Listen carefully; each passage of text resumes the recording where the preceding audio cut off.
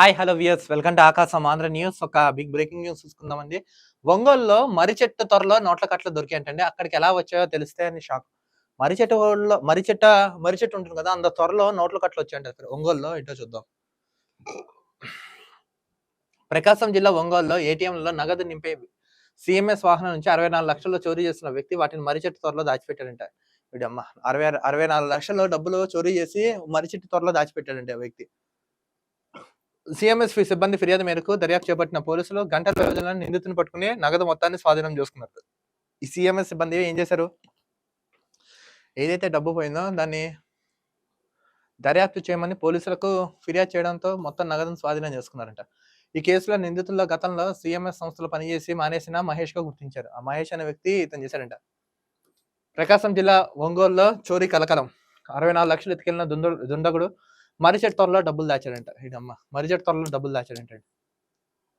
ఏటీఎంలో నగలు నింపే సిఎంఎస్ వాహనం నుంచి 64 లక్షలు చోరీ చేసిన వ్యక్తి వాటిని మర్రి చెట్టు త్వరలో దాచిపెట్టాడు. సిఎంఎస్ సిబ్బంది ఫిర్యాదుతో పోలీసులు గంటల వ్యవధిలోనే నిందితుని పట్టుకుని డబ్బుని స్వాధీనం చేసుకున్నారు. సిఎంఎస్ సెక్యూరిటీ సంస్థ సిబ్బంది డబ్బులు చీమకుర్తి, మట్లిపాలెం, చోడవరం, గుండ్లాపల్లి, మద్దిపాడు ప్రాంతాల్లో ఏటీఎంలో నింపడానికి గురువారం మధ్యాహ్నం 68 లక్షలతో ఒంగోలు నుంచి బయలుదేరారంటండి. డబ్బులు నింపడానికి వాళ్ళు బయలుదేరారంట కొంతమంది. కానీ ఏం జరిగింది, డబ్బులు నింపే ప్రయత్నంలో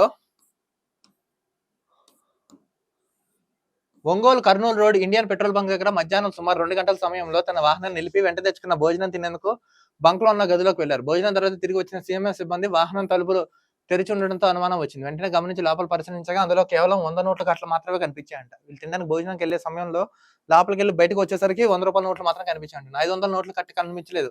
తాము తెచ్చిన మొత్తం 68 లక్షల్లో 64 లక్షలు చోరీ గురైనట్లు తెలిసిందంట. 64 లక్షలు ఎత్తుకుపోయి అంటాడు.